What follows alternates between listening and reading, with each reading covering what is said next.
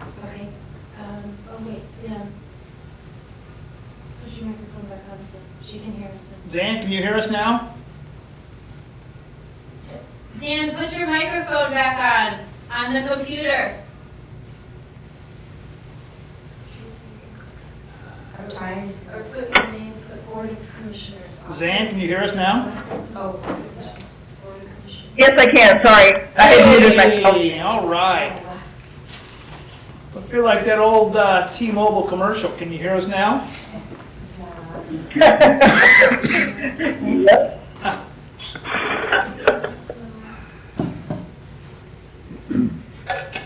Did you change out the batteries?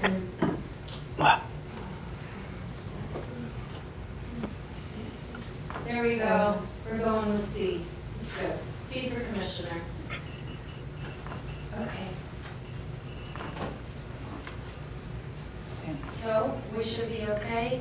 We can see folks, we can hear and speak to folks. Okay. Our first up is Greg Verrett. Do you know if he's coming in person or? No, no one's coming in person. Oh, Greg's there. No, Greg's Oh, okay. Greg, can you hear us? So, Yes, can you hear me? Yes, we can. Look Yeah. at you. You look like a time life operator. I'd like to place an order, please. Yes, ATL Records. ATL Records. 1999.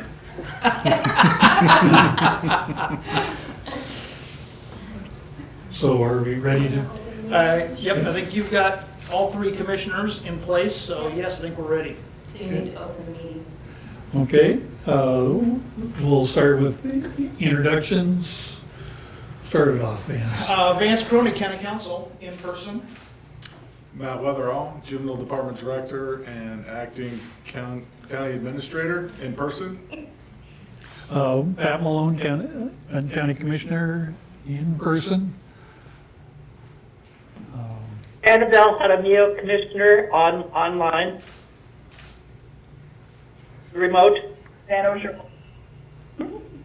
Zanos Row Commissioner, online. Greg Verrett, Community Development Director, online. Okay. Back here. Lori Starlot, Oh, Director of Natural Areas and Parks, online. Mary Otley. Shirley Dahl Health Center, online. Mary Otley. Jenny Embuel, online. Lindsay Godwin, online. And Molly Perino, I'm calling in.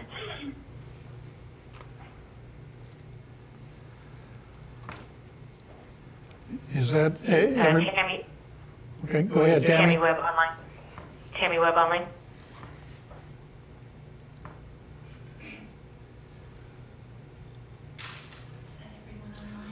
Is that everyone online? Is that everyone that's online? Looks like Okay, we'll take that as a yes. And what about here in the room? Yep. John Horsepower Productions. Jody with Horsepower Productions. Andy Craig, Corvallis Gazette Times. Lilia Neville, Benton County Public Information Officer. Benton Hall, Gazette Times, socially distanced. Teresa Farley, Board of Commissioners, Recorder, in person. All right, thank you. Are there any announcements? Are there any comments from the public? All right. Review and approve our agenda. Commissioner Malone, under other, I'd like to place an order declaring an emergency for Benton County, please. So that would be item number 7.1. Okay. Which comes after 6.3. On my agenda, it does indeed. Okay. All right, anything else? All right, 4.1, discussing establishment of the Environment and Natural Resources Advisory Committee. Greg Verrett and Lori Starr. Greg? All right, I'll start. Lori, feel free to jump in at any time. Lori has been the longtime coordinator for the Environmental Issues Advisory Committee, and I have long had an interest in the work of that group, so we've kind of teamed up along with Vance and input from a number of other folks to develop a proposal for a new version of that committee as requested by the Board of Commissioners. So this would be in line with the Environment and Natural Resources focus area from the 2040 initiative. And I believe in your packet you have details about that proposal.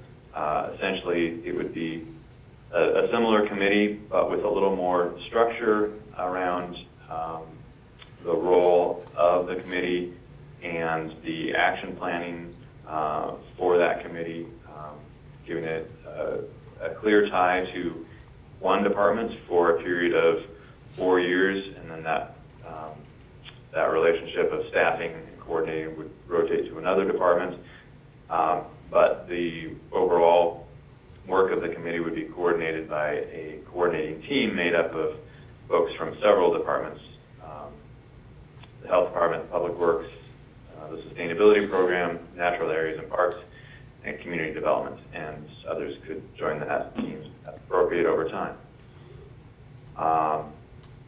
That's the basic gist of the proposal. Lori, do you want to add anything to that? I did want to interject that this committee has been very active over the 22 years that I've served as a staff. Greg did solicit input from the existing members. Some of the members have come off the committee due to their term limits. So currently we only have two positions still being held by membership under the Environmental Issues Advisory Committee. However, individuals that have termed out continue to attend the meetings because of the strong interest in seeing this advisory committee continue in some form.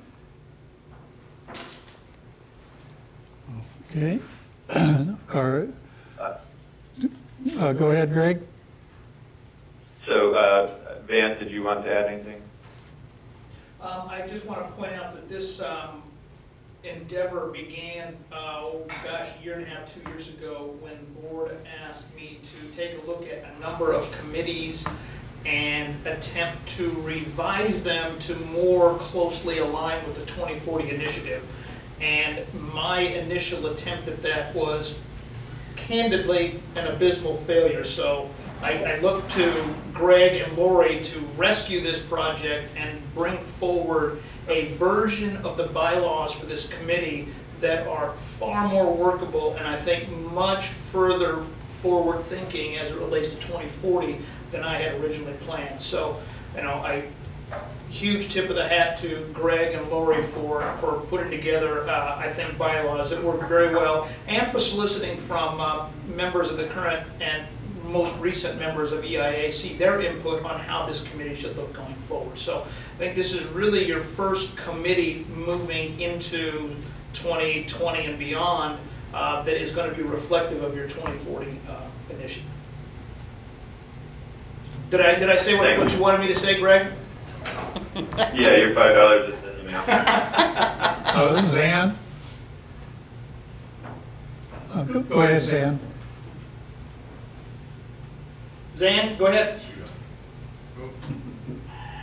Just a moment. Yep, Having some difficulties with the computer. I'm unmuted now. I think this is great. I'm really excited about moving our advisory committees into the 2040 world. And I have a whole variety of small comments about it. And part of it is, again, with respect to how we're implementing 2040 and using the new checklist about this agenda item. because I don't feel like we are taking advantage of it to its full extent, in terms of reflecting either the values or the focus areas that this particular proposal addresses. So I would add that this, in terms of values, addresses the diverse economy that fits, because any of these environmental issues, natural resources, conservation issues also affect us economically. And it's also most definitely a health in all actions kind of a value proposition. And in terms of focus areas, the one that I see that's really missing is outdoor recreation. It's not captured in that checklist, nor is the prosperous economy. And my other concern is about things like the wildland-urban interface issues, and that is something that straddles natural resources and emergency preparedness. So I think you used just a little bit of thinking about some of those other straddling or boundary issues that this committee would naturally end up dealing with. Then I have a couple of specific comments.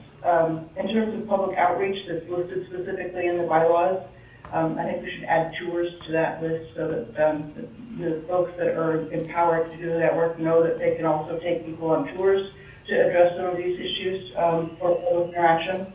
And in section 6 and section 7, there's a muddle between using the word designees, from department designees, or designates, and that might want to be cleared up. And the signature lines are long. They're last year's signature lines. So, but other than that, I think it's great, and thank you very much for doing this work and pulling the process together, including the current members and recent past members of the IAC. Okay. Very good. I think after that. Greg and Lori, what's the timetable for getting this committee up and running? Well, the next things we would need to do is make those modifications that were just suggested by Dan and to the bylaws and the program generally, and then bring this back to the board for at a regular meeting for approval of the bylaws.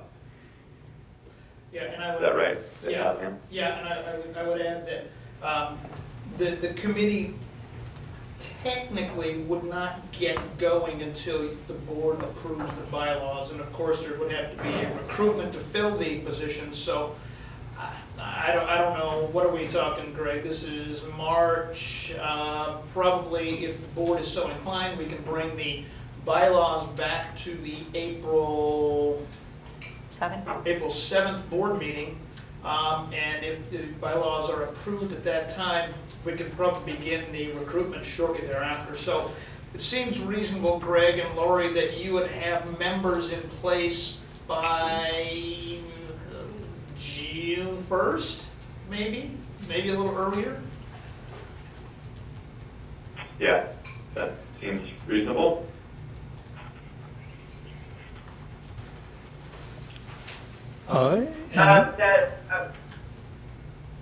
Lori Starr, I was just, the two members that are still on the committee, they've put a hold on the meetings starting in January. So I can convey to the two members that the meetings will be held off until this is finalized, anticipating that would happen in June and that there'd be new members on board starting the July 1st, the new fiscal year. I did have a question for Commissioner Oshiro. Some of your points in regards to tying back to 2040, I guess I'm asking for a little clarification on the outdoor rec component of it, because there are other advisory committees that are currently still formed and still working. How do you envision this committee dovetailing with other advisory committees that have their primary responsibility and charge would be focusing on outdoor rec and the natural environment? I think that, from what I am hearing you say, that the Parks and Natural Areas Advisory Board, it has the primary purview over outdoor recreation, and all of the habitat elements of what, the county does, because those, at least for the lands that the county owns and manages. And I think that that's appropriate. I'm not proposing that this group dip into that territory from a jurisdictional standpoint in terms of advisory role, but only in terms of the values. When we describe what this group will touch, it certainly addresses outdoor recreation values. You can't talk about natural resources without doing that. Right. So I think that that's part of where the confusion is coming in. I do have a question, however, with respect to those habitat values. And that is that I completely understand that Parks and Natural Areas would deal with any issues that had to do with lands the county owns and manages. But how about things like the O&C lands or any of those other forestry issues? The EIAC has typically addressed some of those issues, but it's not described at all under this particular description of its role. So, this is the first advisory committee that I know we've gone into this level of depth and detail. Our County Parks Advisory Committee is also looking at revamping their bylaws and their charge based on this platform. So it's possible once this is completed, probably about 6 months down the line, you'll be seeing a change for our Parks Advisory. And if there's things that are, I think your points are well taken about covering the gaps, because the O&C lands are currently not part of our Parks Advisory Board. That being said, it might be part of their charge once we have revamped their bylaws and their charge, similar to what we've done with EIC and moving it into the new environmental, I'm so used to EIC, the new Environmental and Natural Resource Advisory Committee. So I guess I don't have a clear answer for you right now, Commissioner Ojiro, but I think we can get there with those changes you suggested here, but also making sure that we're capturing it in the revisions that we'll be doing for the park board. This is Annabelle. I think it's important, though, to make sure that we work with our BLM partners, if that's what we're going to do. They have some recreational values in their portfolios, so, and you know, the resource management part of it. So if we're going to go that, look at and having some focus on that, we should really be talking with those partners as well. Agreed. Okay. And I would like to say that those entry issues are particularly timely right now, and I don't feel like we're covering them very well at right now, and so I'm a little uncomfortable with the gap, but I understand that we are in a transitional period.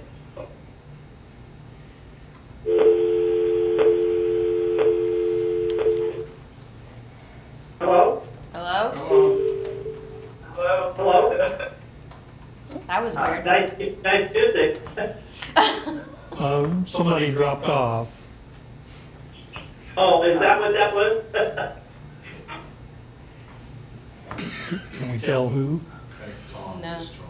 Oh, okay, No, he's been there. okay. We still have, we can see Zan. Is Annabelle still? Yeah, Annabelle is number 3. I'm still on. Okay, just Okay. checking, man. I think we added, is that you, Tom? Did you just come on? Yeah, I'm here. Can you hear me? Yes. Thank you. Okay. Any other comments on the new advisory committee? I guess I just had one comment of, I think this was the first redesigned committee that we've done, and hopefully we can use what we've learned on this on this process on some of the other committees that we're working on. Next up is, Well, we need a, if you're okay with this, we need a motion to move this to a regular meeting agenda. So moved. This is Annabelle. So moved. I would second that with the changes that we've talked about. Okay? okay, all in favor, say aye. Aye? Aye. Okay, so this will be placed on the April 7th agenda for the next board meeting. Okay. Now we can, Good, thank you. thanks Greg. Thanks, Greg. Lori. Thanks, Lori. Thank you. Next up, 4.2, update on first quarter biennium financial report and CIP report. Jen, are you ready? I am ready if you are. We are so ready. Well, good morning. Good morning. Good morning. I am here to discuss the biennium first quarter financial report for the period of July 1st through December 31st, 2019. In your packet on the first page, we look at the general fund and the local option levy revenues combined. Currently, our budgeted revenue received to date is 36%, and that equates to about $65 million. And additionally, I would say that the general revenue at this time is outperforming the overall budget estimate, primarily due to the steady interest rates and strong assessed value growth. We anticipate and budget the assessed value at 3.5%, and the actual growth was 5.76%. And then below the bar chart, we just do call out the non-departmental revenue sources, which are primarily our discretionary revenues. And at this point of the first quarter, we collected approximately $28 million. And then if you move on to page 2, you will see the breakdown of the general and local option levy expenses combined. The total of the two funds in terms of expenditure is at 24.64%. The target for this point in the biennium is 25%, so we are just under that. You will notice, however, that there are 4 divisions that are over the 25% threshold, and they are marked in red. The first one would be Health Services Administration.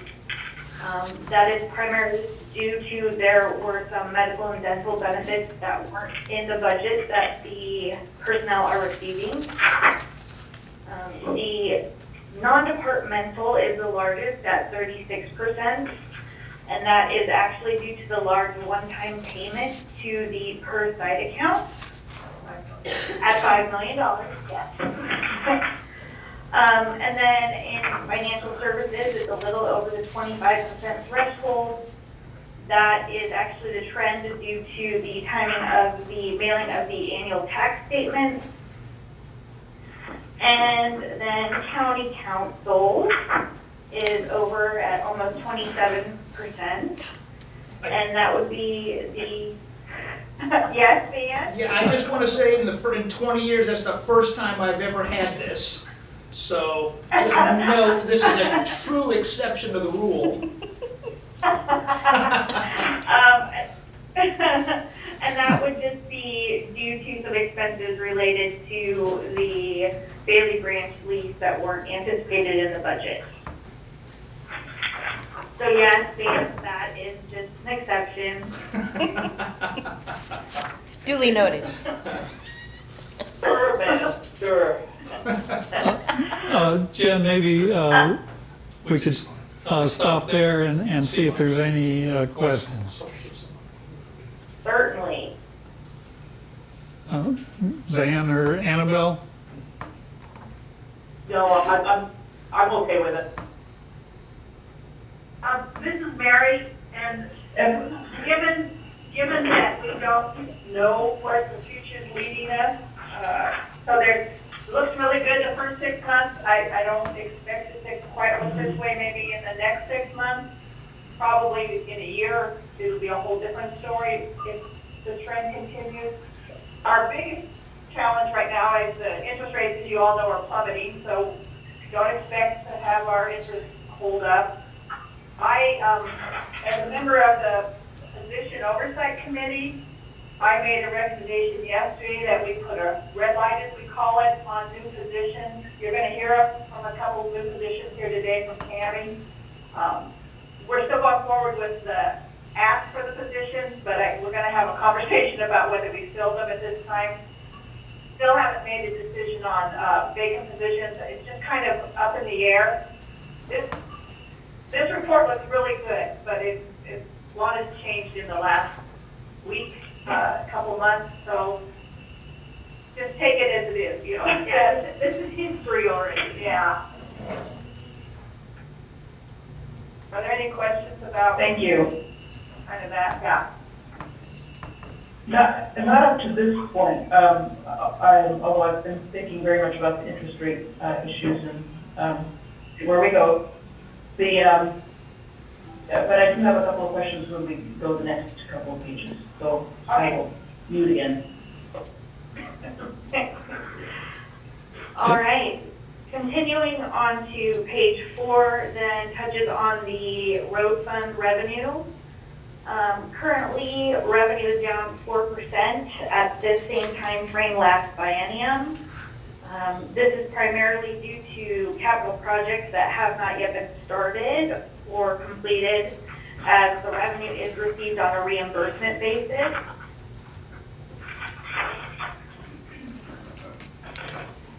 Page 5 covers the road fund expense. At this point, the expenditures were in line with expectations based on the prior biennium.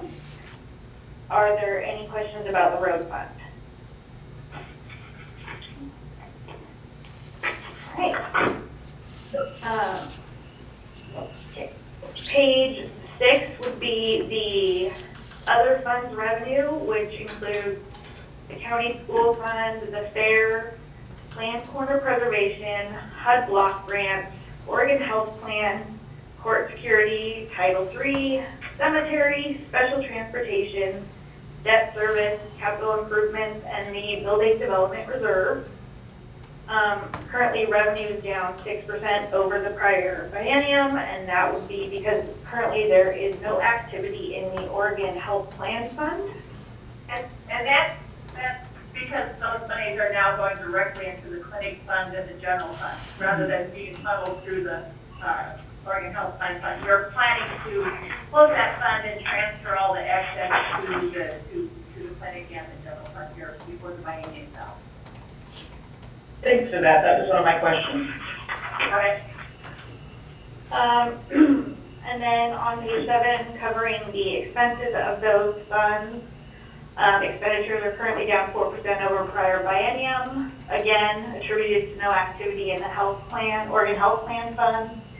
I did just make note that the Special Transportation Fund is currently in watch status due to increased expenditures and declining fund balance.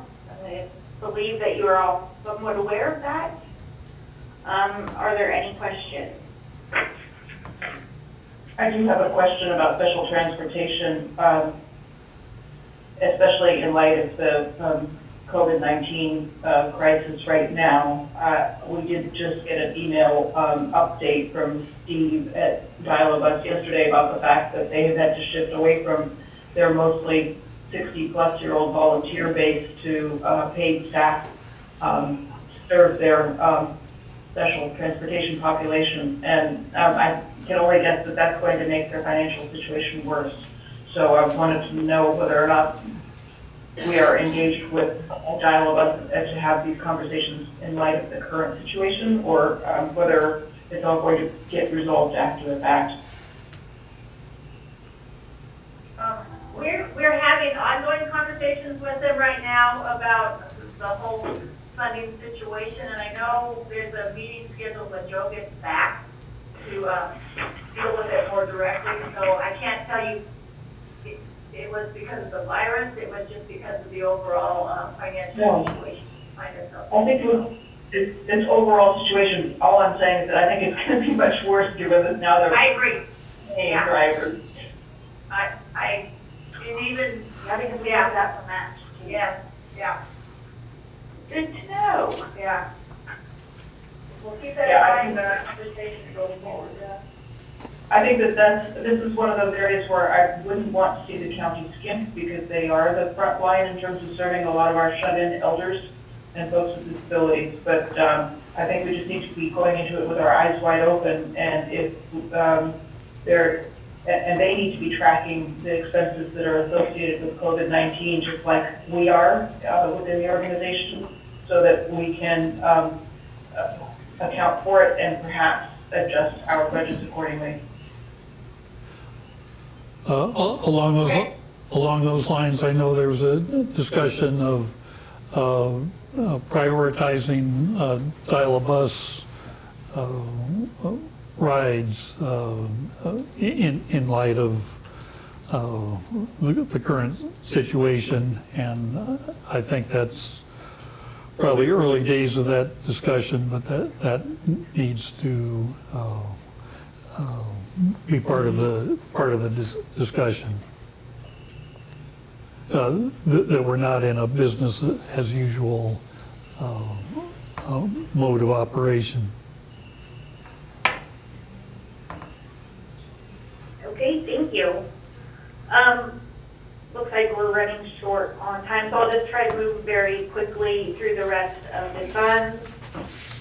Page 8 is the Benton Clinic, and the revenues are in line with expectations based on the same time period in the previous biennium.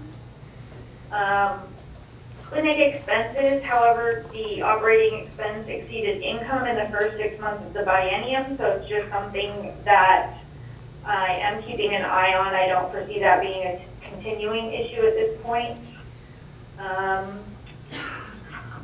The same thing I am seeing with the East Lynn Clinic expenditures is the operating expense did exceed the income again in the first 6 months.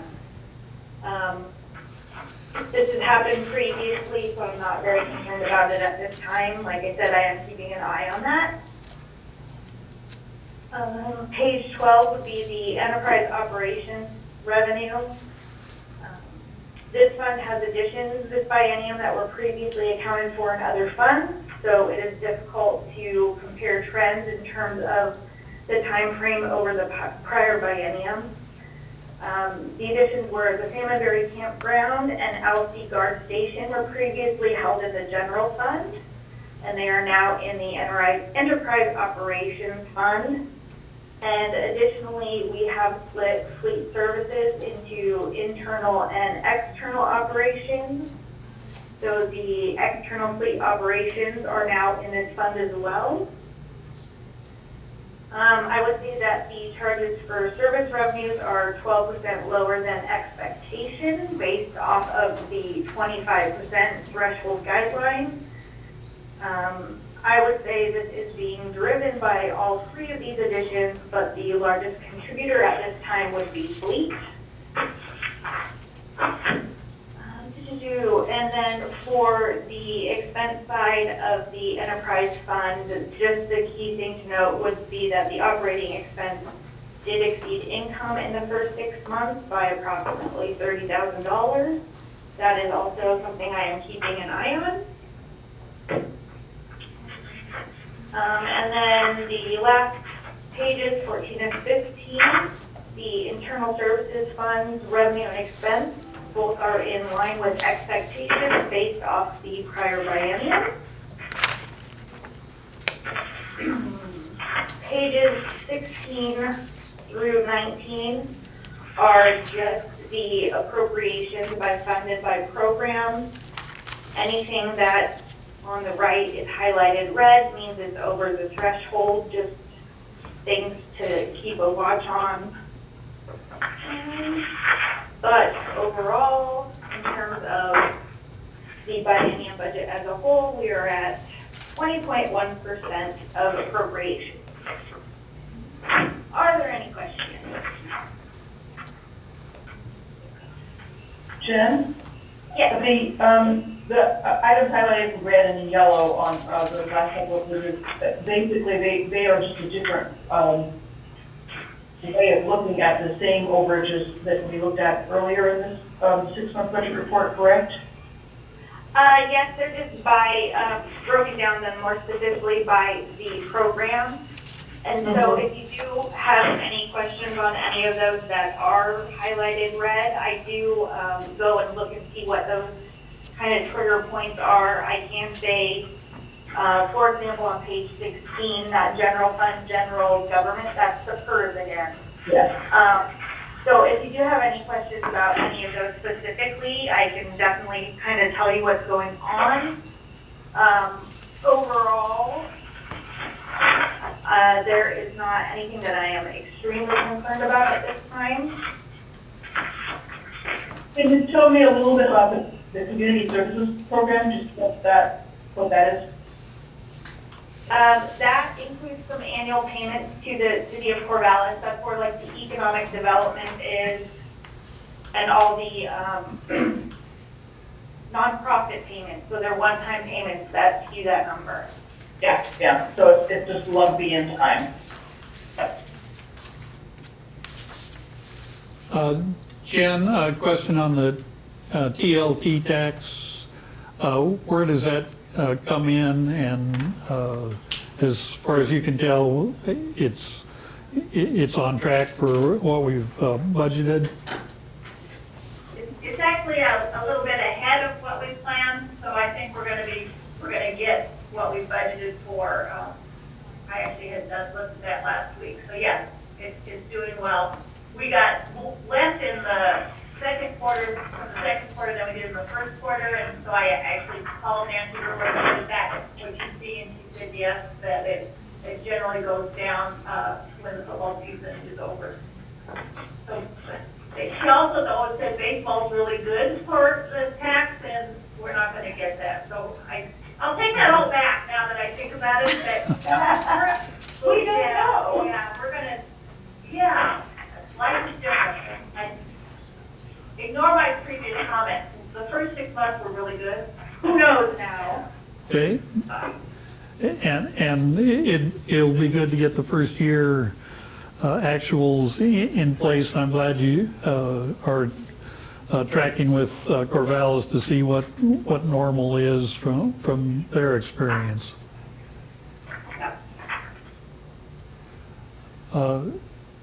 Any other questions on the budget report?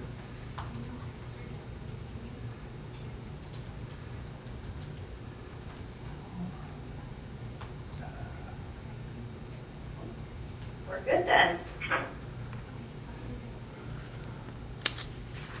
Are we going to go over the CIP steps? We can go over it quickly if you want. I know that we are already behind schedule. It's entirely up to you. I can say that of the approximately 17 million in projects, we've expended 13% within the first 6 months, almost 2.1 million. I would say that there were a couple areas where I didn't receive any information on the project management piece of the update, but I did go in and try to pull numbers when I could find them. In looking at it, do you guys have any questions about a specific area? I have a couple of specific questions, and one is, and I know that Paul is not with us at this point, correct, Paul Singer? That's correct. But with respect to the courthouse repairs, the boiler replacement or upgrade or whatever we have at this point decided to do, and with respect to the roofing and painting project at the courthouse, I want to make sure that we are all in sync on that because of the fact that the Association of Oregon Counties is going to impanel the courthouse facilities task force soon and reprioritize projects for potential funding from the state.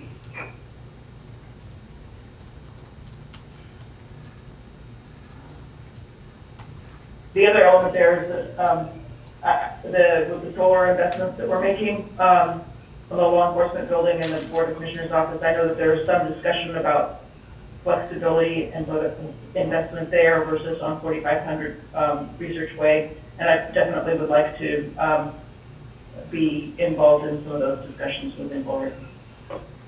All right. Any other questions on the CIP budget?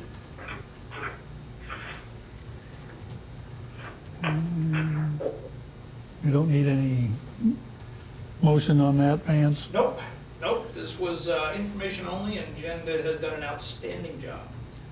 Thanks, Jen and Mary. Oh, thank you, Van, because I said you were an exception, wasn't it? Yeah, I'm an anomaly. All right, we will move on to 4.3, update on the discussion and decision to approve the intent to proceed with the construction of the Lincoln School-based health center expansion. Sherilyn and Dahl and Tom King, I think you're both with us, so if you would start off the discussion. This is Tom. So I guess where we sit now, the health center, at the last night, the meeting before that, the health center board of directors approved $2 million to go towards the funding of building the new Lincoln School-based health center. And working with the school district where it sits right now, they are wanting, I guess, a commitment to seats at this point from the Board of Commissioners in Benton County to move forward with the construction of the new Lincoln-based health center. They're planning to go to their board on March the 19th to move forward on their side of things. So where it sits right now, we're looking, we've had a lot of discussion on this, of the need and why we need to move forward with this. So I think in your packet, or what we submitted, there was a cost estimate of about $3.06 million for the total project. I just got something back, and that's with some soft costs in there. I just got something back from the project managers and DLR group that the cost would be more like $3.18 million. And I'll get the details of that later on. And some of that's related to building permits and some other things that were not in the construction costs. So again, that cost would be around $3.18 million, with the health center contributing about $2 million towards that cost, and the county taking the rest of that almost $2 million for the total project cost. So Tom, the total cost estimate now is $3,180,000. Is that? Yes. Okay. Yeah, $3,186,000. 86. Okay. And so Tom, that and you're pointing out on page, well, on your estimate that 3.18 is what, $120,000 more than the 3.06 estimate? Well, actually, backing out, they had some design fee in there that should not have been there, so I'm looking at that cost now since we've already paid that. So the cost is more, what we're thinking is $3.048 million. Sorry about that. Okay.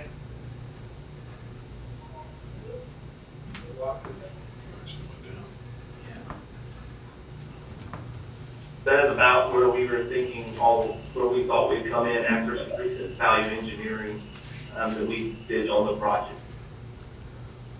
So the new improved number is approximately I have one quick. 14,000 under what we have in our packet on page 68. Yeah, and there's still a few soft costs. It should not change, the construction estimate should not change much. There were some things with lighting and other things that may move $5,000 or $6,000, but not a whole lot. Okay. That's building. I have one quick question.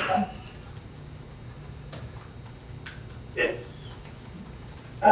With respect to the cost to move, the temporary move of the health clinic, there's a fiber cost of $120,000. Is that expense shared with the school district? And will that cost also go towards the fiber cost to connect the new clinic site, or is it just a one-time expense? That's all on the county for that. Okay. Okay. But on the other hand, they're doing some of the other work to make it possible to move the clinic on site, as I understand it. I have another question in that regard. I know that at the clinic board meeting last night, you said that it's not anticipated that the construction would start until June. But if school continues to be closed, is there any possibility that construction would start sooner? All the construction based off the last day of school. That's when they're planning on us starting our movement to our new location. I think if anything at KG, we may be delayed a little longer if they have to make up school days. Okay. Thanks. And Paul, Pat, I told you, Ron, I apologize. So I'm looking at the cost estimate, what it does not have, it is the IT cost. So the cost is going to be more of that $2 to $3.2 million.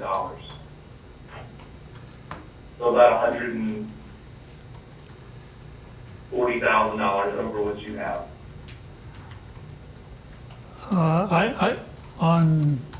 If we're on the same page here, it's 68 of our packet.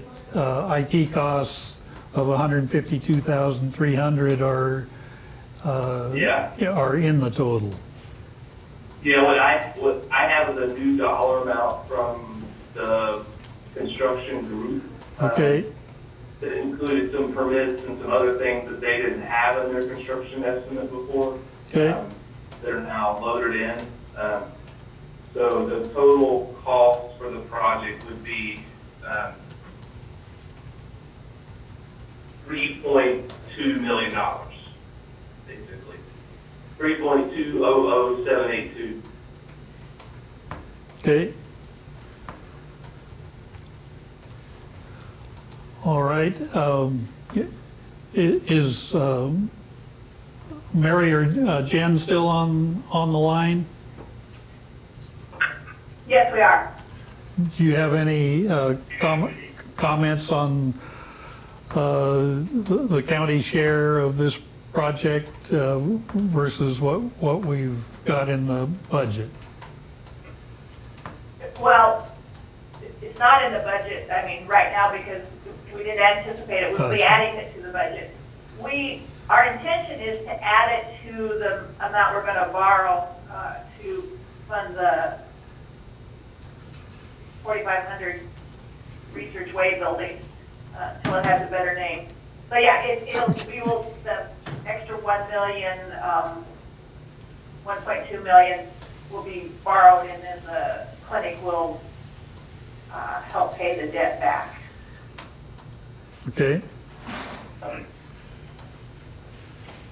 And you're comfortable with the new amount of approximately 1.2 million? Right. That is the county's share. Okay? Yes.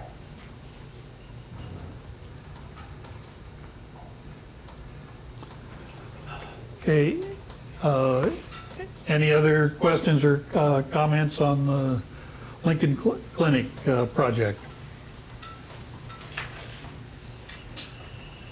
I would just say that I think that you've all done a good job with the value engineering. I expected that this final estimate would come in a little bit higher than it did, and I'm glad it didn't. And I'm hopeful that we get a really good deal in terms of the borrowing market, given interest rates at this point in time. Okay, Zan, you broke up a little bit, but you were talking about the bond market and that this might be a good time to be borrowing money. I'm hoping that whether we choose to sell bonds or borrow, that the downturn in the market will be favorable for this purpose, even though it's not favorable for other elements of daily life. Really?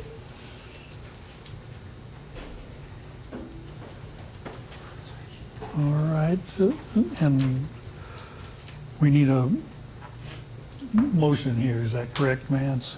It looks like it, yes indeed. Oh, there it is. Or you could tell Tom we're not moving forward with the building. Still there, Please Tom? don't say that.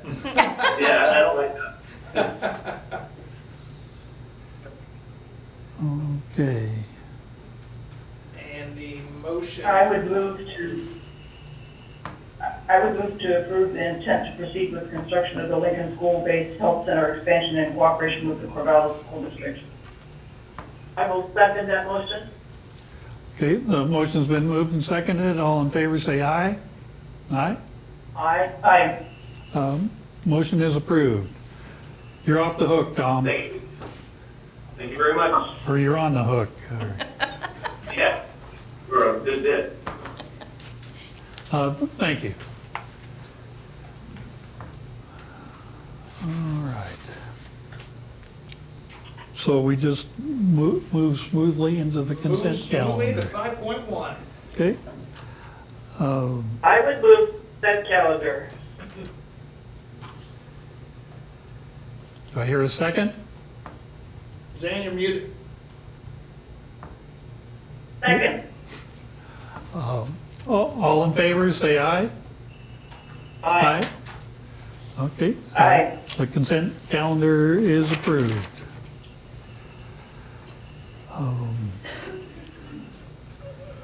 Item 6, department reports. Let's see. 6.1, discussion and decision to approve the Philomath Urban Growth Boundary Agreement. Lindsay Godwin? Are you there, Lindsay? Lindsay, you're up. Woo! Wake up. All right, getting ready. Okay. So, good morning. All right, yes, I am here. I'm bringing back the proposed amendments to the Philomath Benton County Urban Growth Management Agreement. And I did notice that in my track changes in the final Word document, I had not removed some crossed out language. So it's on page A3, so that does need to be removed. That was a definition for an urban growth area that I discovered was actually already in the document. So it didn't need to be repeated. So that's why it's been crossed out. Okay. And other than that, it's the same as it was. Lindsay, where was that? You said 8.3? A3. A is an apple, 3. Okay, thank you. So, yeah, right under 2.11. Keep up, Ben. I can't keep up. So just to recap, the point of these edits is to clarify that when a property goes into a delayed annexation agreement with the city of Philomath, that the city zoning applies and that the city would enforce its own planning rules and and any codes. And then that since Benton County has an intergovernmental agreement doing building permits, while so the county would still be involved in that way, but it would still be considered as being within the city when it's been in a delayed annexation agreement. So just clarifying that's the practice that has been in place for a while, but it was unclear in this document.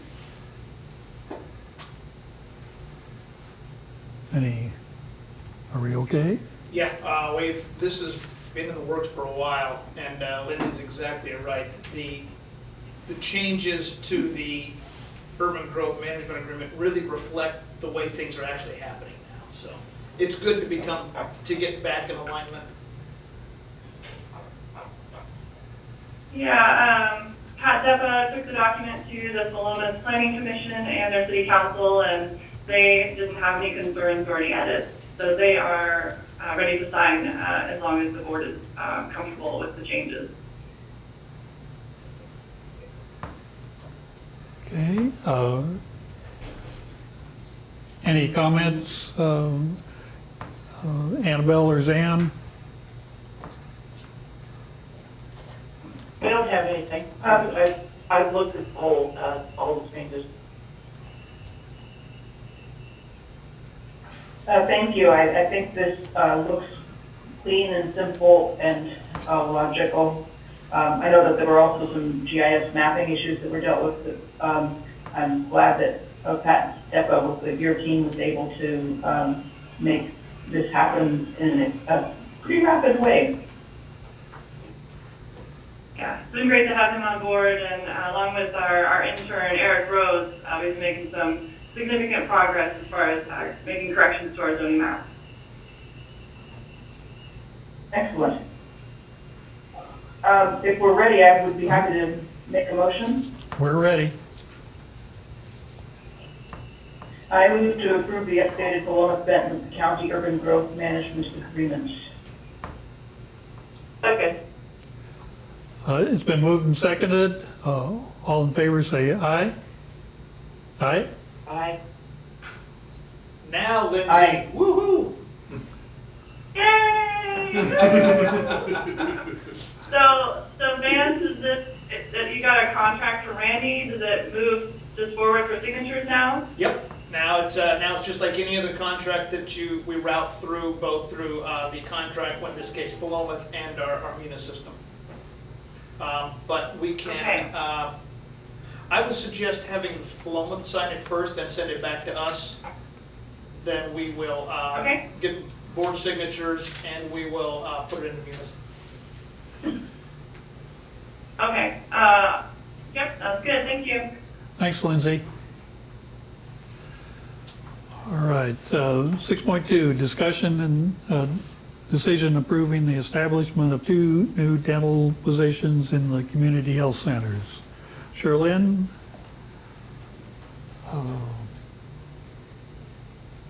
Looks like it might be also be Tammy.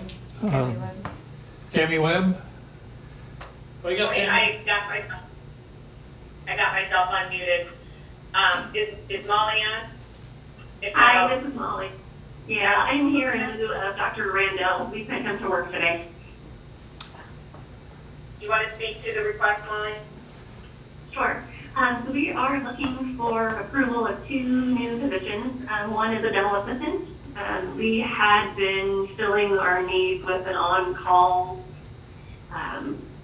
situation, and that is, we've grown up past that. That's not sustainable. We need it to be a full position to keep up with the demand that we're seeing. Also looking for approval to add to the dental hygienist. We've got 0.6 approved already and with 0 applicants for that position. So we're looking for an additional 0.4 to make that a full-time position and get that position filled, because as we sit today, if you would like your teeth cleaned in this building, you will wait until the end of September. That problem has just gotten much worse with the COVID-19 recommendations that we're getting from the Oregon Dental Association to not provide any treatment until at least 2 weeks from now. So we're having to reschedule patients and push them out even farther. So we've got a huge demand to fill. Okay. Any other background information? Both of these positions, as a dental hygienist, is a revenue-creating position, so she can pay for herself and then some. Those are all billable encounters that they provide. The dental assistant will work to support the expanded scope of services that we've got with our dentist. And that person can also work at the top of their licensure and be revenue-producing with some oversight, so they can help support their own position. Great. Tammy Webb, do you have any information for us?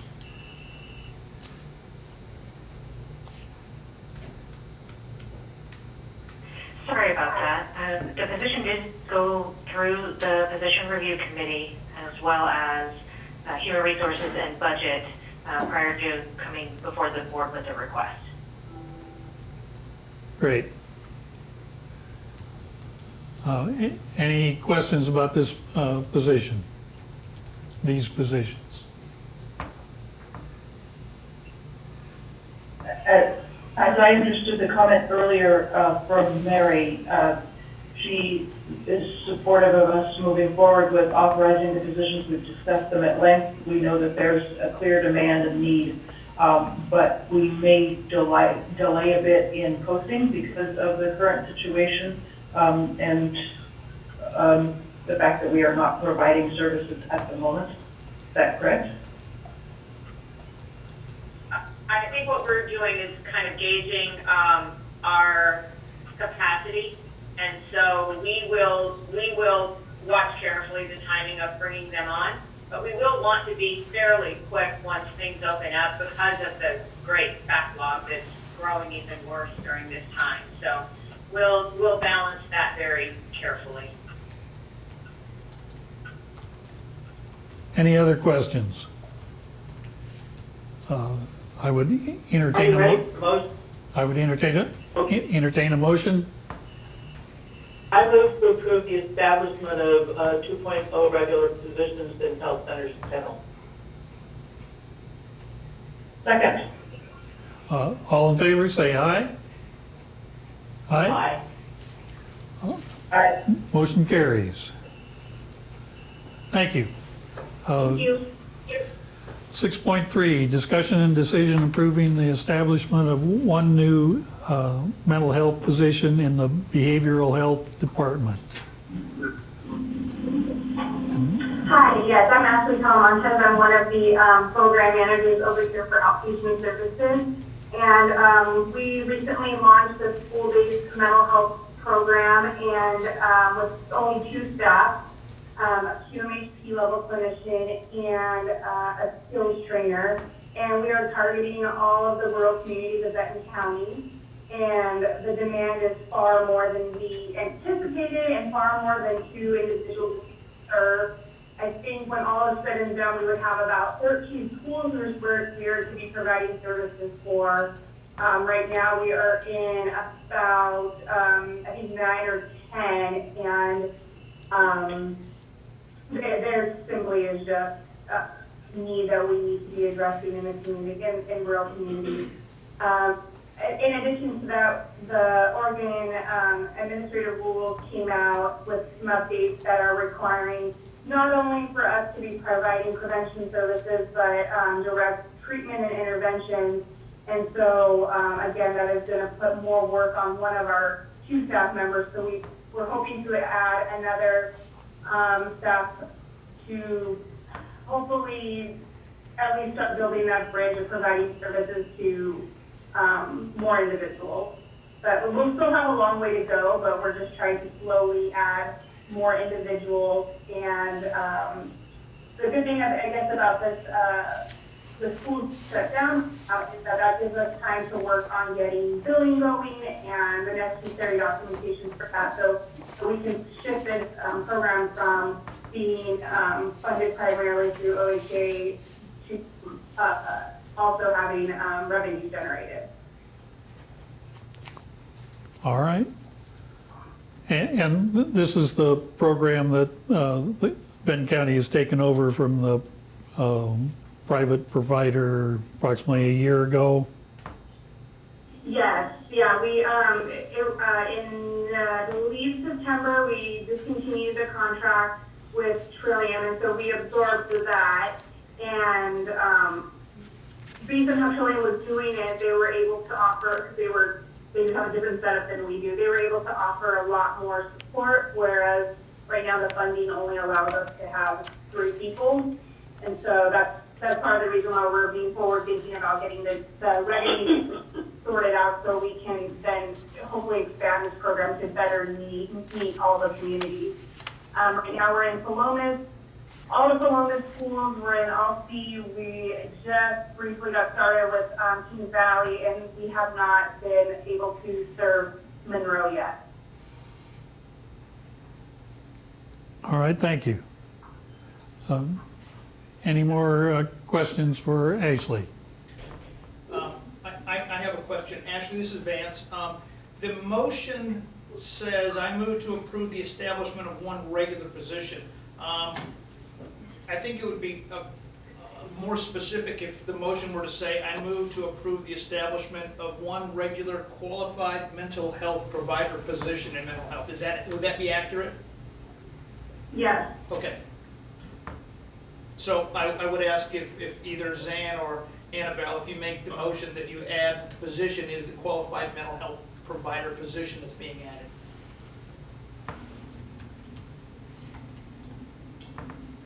Certainly. This is Annabelle. Uh, I want to approve, okay? Go ahead. Just wondering if we had any, wanted any additional information from Tammy. Go ahead.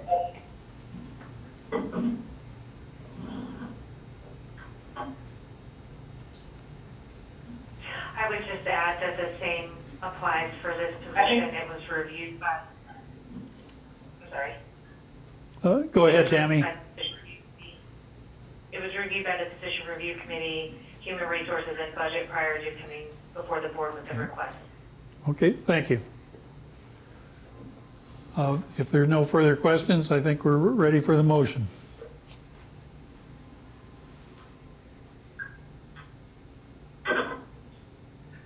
I would move that we approve the 1 FTE QMHP position for mental health in order to provide services for the schools. Second. All in favor, say aye. Aye. Motion carries. Aye. Did you get that, Teresa? Yep. Okay. Thank you. All right. Now we are on to 7.1, other, the discussion of Benton County emergency declaration. Okay, so this is something I put on, and as you know, well, I don't really need to go into the background. I think everybody's well aware of why this declaration is in front of you. What I do want to talk about is just a couple of aspects of an emergency declaration within Benton County. The document that you have in front of you, and it's the document that I sent out yesterday, is a more streamlined version of the initial draft that I sent to you on Friday. Right. I didn't feel that the draft that I took from Clackamas County, which was the first county to declare an emergency, really matched up very well with Benton County's emergency code. So I streamlined it and made some of the language more consistent with our county code. So that's why the version you have in front of you and that I sent this morning is shorter. A couple things about emergency declaration. Emergency declarations by the Benton County Board of Commissioners provide the County Board of Commissioners and by extension through our code, the Sheriff's Office, general powers to act more rapidly and to bypass processes in order to more quickly and efficiently address emergency needs. Some of the things are, we're able to suspend some of our contracting requirements. We're able to direct resources through the direction of the sheriff, some more specifically through emergency management services. We're able to more rapidly respond, direct, and allocate resources as a result of the emergency declaration. One other aspect of emergency declaration is it applies only within the unincorporated areas of Benton County. Your emergency authority, emergency services authority, do not reach into the cities of Monroe, Philomath, Adair, Albany, or Corvallis, unless one of those cities specifically asks Benton County to extend its emergency authority into the city limits. And in that case, it would be a formal request from their city councils. So just know that if you approve the order, that the authority does not reach into the cities unless one of the cities asks. Okay. One of the items that I did add into this order is the authority of the commissioners to authorize modifications to personnel leave, payroll processes, and workplace requirements. Because as you know, we are adjusting rapidly. You guys are all on the phone. So, that's exhibit A for how things are changing, and we may need additional changes to the way we operate.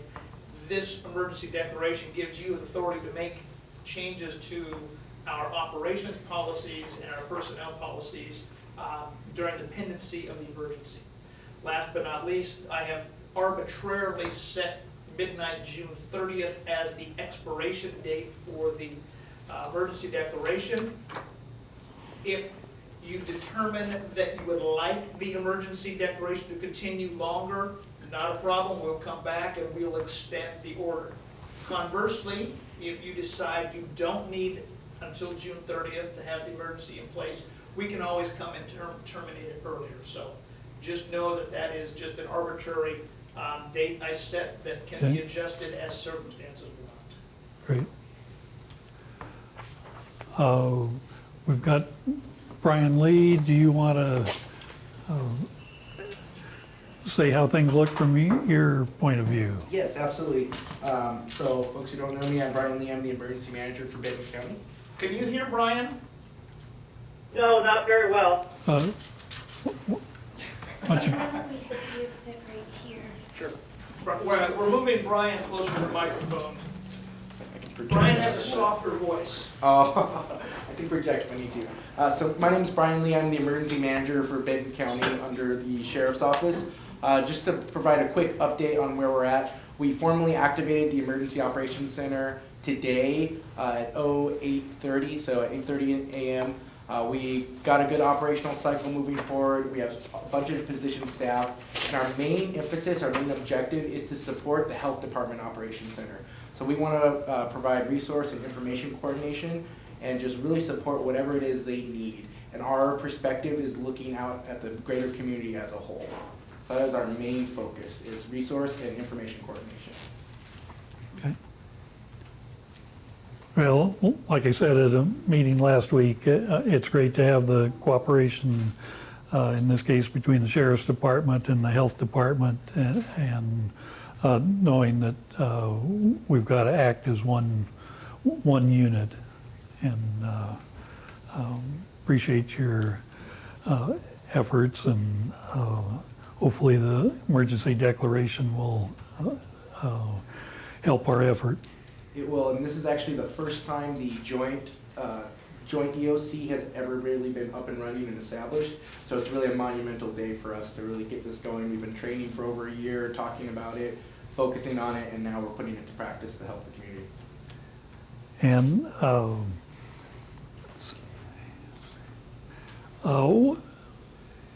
what are the hours of operation, or hours and days for the EOC? So we're operating on 48-hour operational periods, but we are only going to be staffing it from 8 o'clock in the morning to 5 p.m. So normal business hours unless something changes. Okay. Well, and I think that really makes sense. This is not a short-term event that we'll get over at anytime soon. So this is a marathon, and we need to treat our people accordingly. Absolutely. Including you.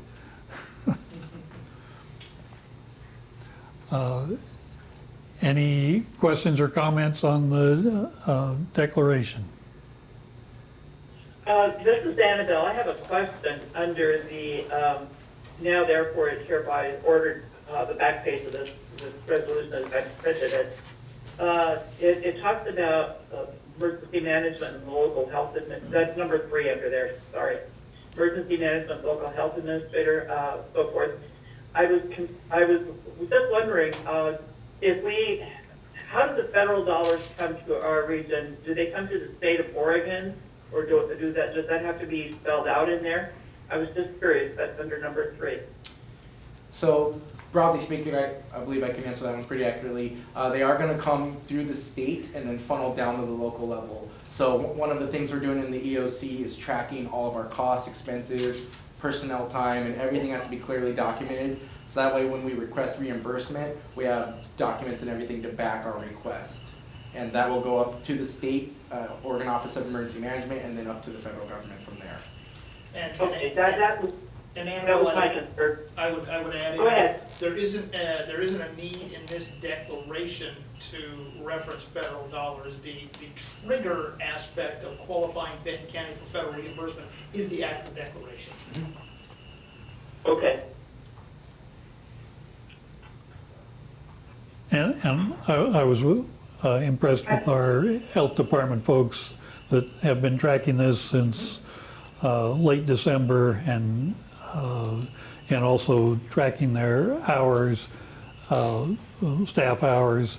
Are the forms that we will fill out the same as for a flood or other events? So Yes. We should be familiar with, some of us should be familiar with. Yes, they are the exact same forms throughout any incident. Great.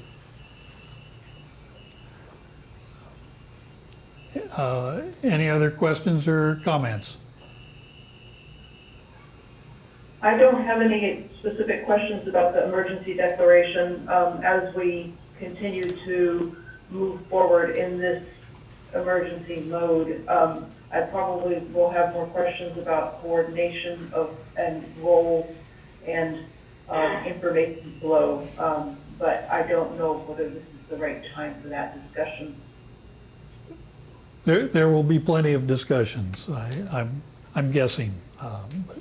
Yeah, and just for the record, I sent the 3 of you, Matt, Joe, an email suggesting that you think about topics related to your authority and allocation of resources for a meeting on Thursday. You have 3 meetings scheduled, juvenile, law enforcement, and DA. Any one of those 3 could be used for you to talk about how you want to kind of move forward through the emergency.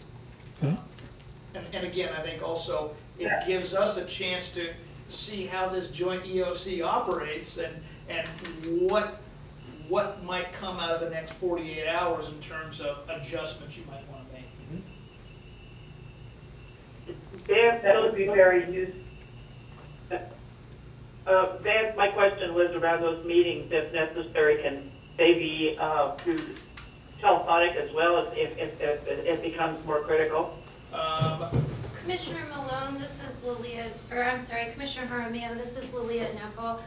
Yes, I can tell you that the board staff is committed to making meetings of the board available through GoToMeeting to ensure that we're practicing what we preach and ensuring social distancing is occurring amongst our elected leaders. So we will set up GoToMeetings for any board meetings that we have this week and while these guidelines are in place. Thank you, that's very helpful. Mm-hmm. What she said.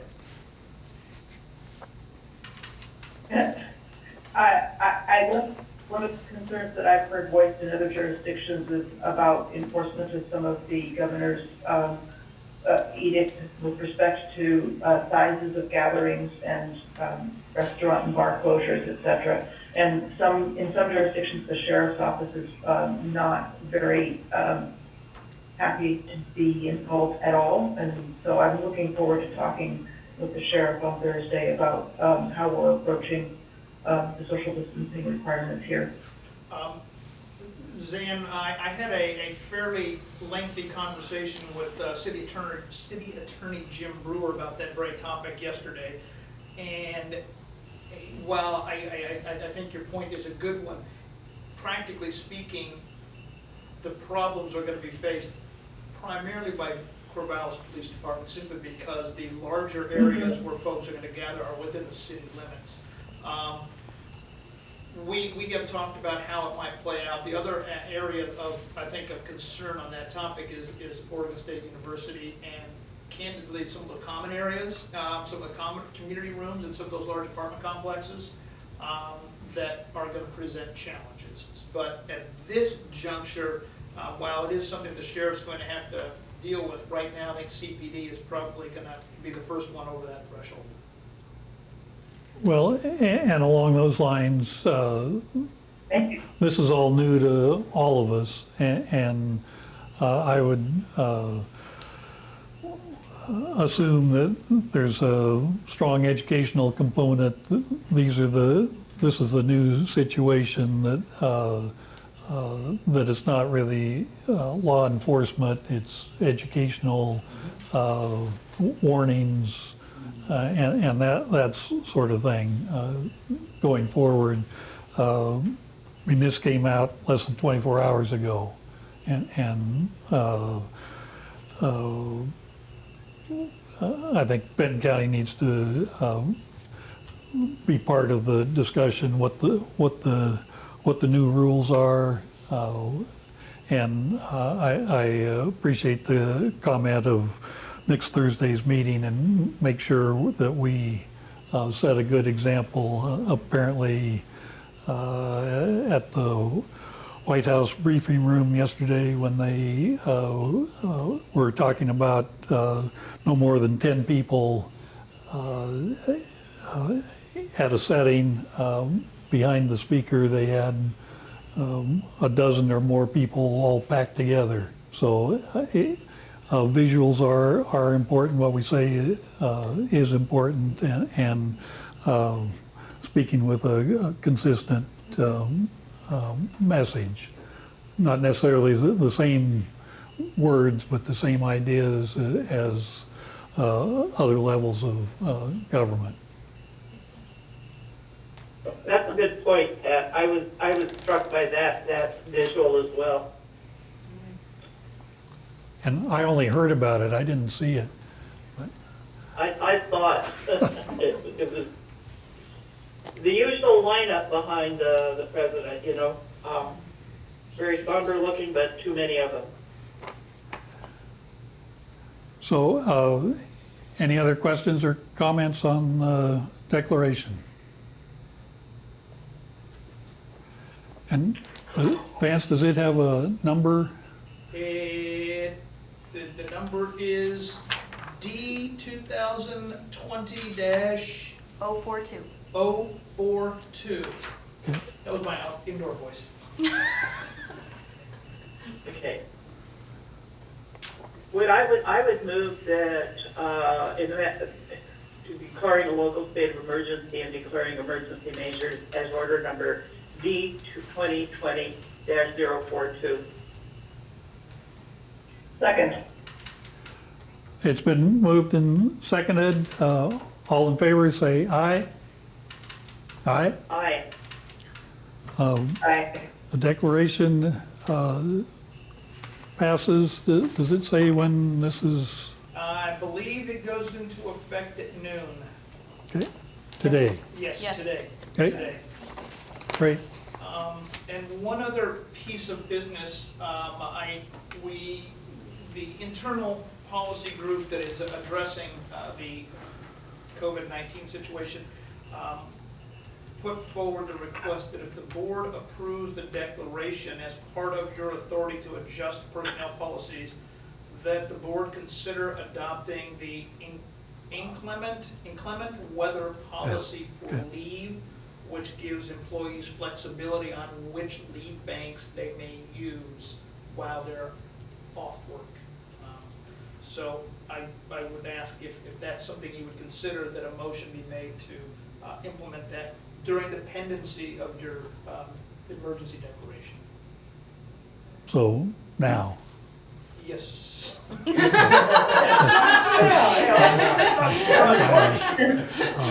just to clarify.